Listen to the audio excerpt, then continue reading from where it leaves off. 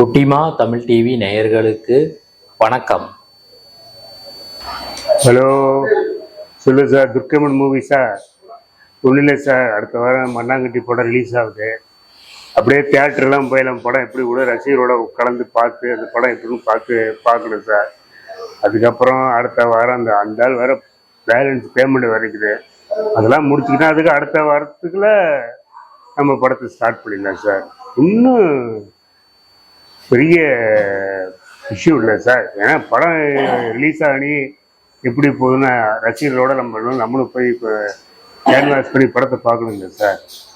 அதனால அடுத்த வாரம் படம் ரிலீஸ்னா அதுக்கு அடுத்த வாரம் கண்டிப்பாக நான் உங்களுக்கு கால் பண்ணி கொடுத்துறேன் சார். ஓகே சார், நன்றி சார். நீங்களே சொல்லுங்க ஐயா. ஏதோ அப்படி இருக்கிறேன். என்ன திடீர்னு இந்த பக்கம் காத்தடிக்குது? உன் கண்ணே பாய் சுட்டு போட மாட்டிருக்குது. அதெல்லாம் ஒண்ணும் இல்ல, எப்பவுமே இருக்க மாதிரி தான் இருக்கிறேன். வந்த விஷயத்த என்னன்னு சொல்லுங்க ஐயா.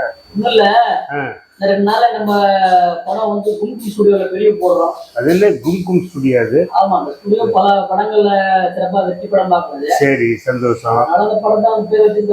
சரி, அது அடுத்த நாள் வந்து பிரஸ் மீட் வச்சிருக்கேன். சரி, இந்த பிரஸ் மீட்ல உங்களுக்கு கொடுக்க வேண்டிய அமௌண்ட் கொடுத்ததா ரெண்டு ஃபங்க்ஷன் சிறப்பாக முடிச்சு கொடுத்துருக்கோம். ஏன் கும்கும் ஸ்டுடியோ படம் பார்க்கும்போது இப்போ கொடுத்தது கொஞ்சம் வேலை மிச்சமாயிடும்ல?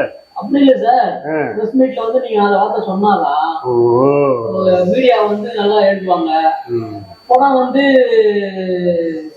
ஒரு நல்ல டாக்ல போயிட்டு இருக்கோம். அப்ப பிரஸ் மீட்டுக்கு நான் வரணுங்கிறீங்க? கண்டிப்பா நீங்க வந்து வரணும் சார். படம் ரிலீஸ் ஆகுது, நான் புழுங்கி எடுத்துருவீங்களாட்டு இருக்குது. அப்படி இல்லை சார், எல்லாம் ஒன்னா சேர்ந்து கஷ்டப்பட்டதுனா தான் நமக்கு ஒரு வெற்றி கிடைக்கும். அன்னைக்கா பேமெண்ட் கிடைக்குமா? கண்டிப்பா. அந்த பிரஸ் மீட் முடிச்சா உடனே அங்கேயே ஒரு கையில கொடுத்துருவோம். சரி, ஓகே ஓகே, ரொம்ப நன்றி.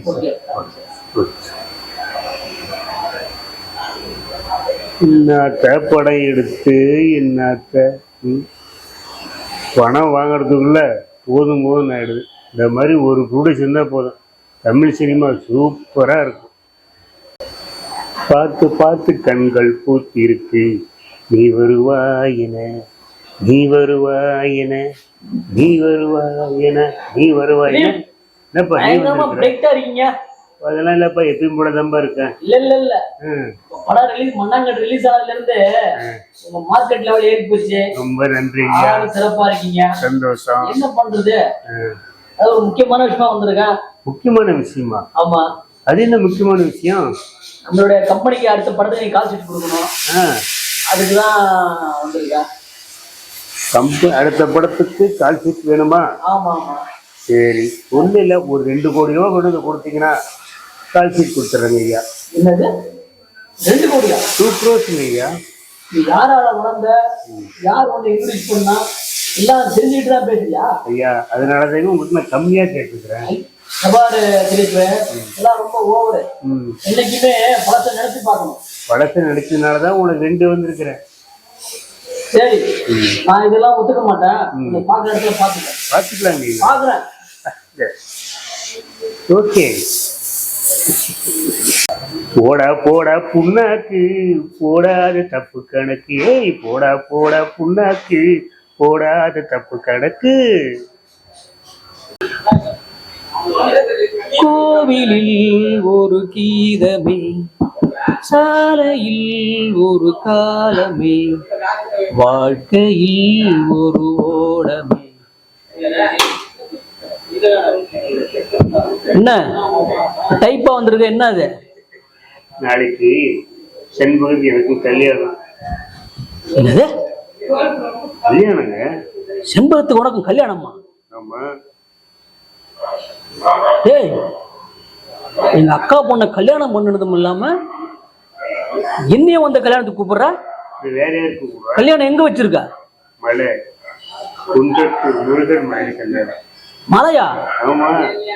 ஏயா, உனக்கு என்ன நெஞ்சு எழுத்திருந்தா ஏன் ஏரியாவில் நான் வணங்குற முருகன் மலை மேலே வச்சிருக்க?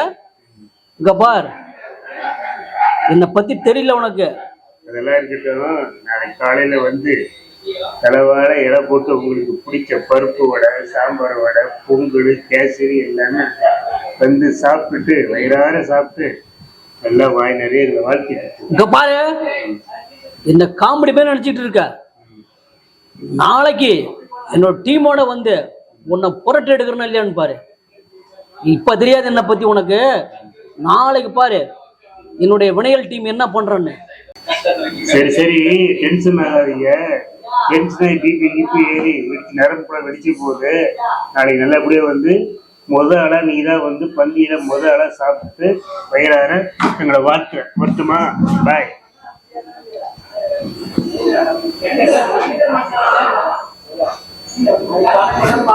நாளைக்கு ஒரு வழி பண்ணி ஆகணும். நாளைக்கு தான் நம்ம யாருன்னு உன்ட்ட காட்டி ஆகணும்.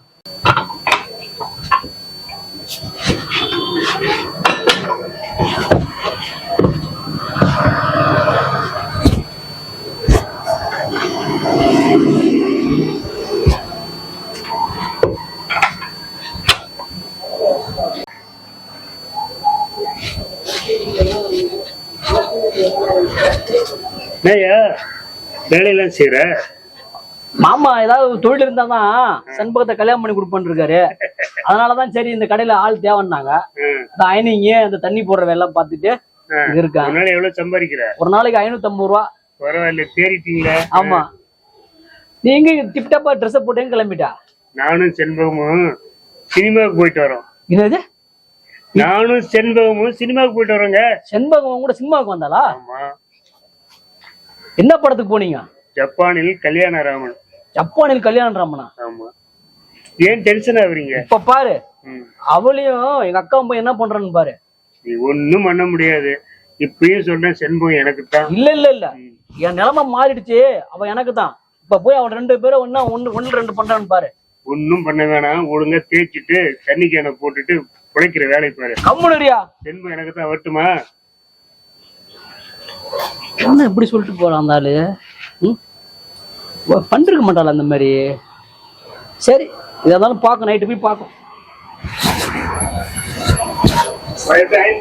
அதான் என்ன என்ன. வணக்கங்க, நான் டாக்டர் மோகன் ஆனந்த் பேசுறேன். நல்லா இருக்கீங்களா?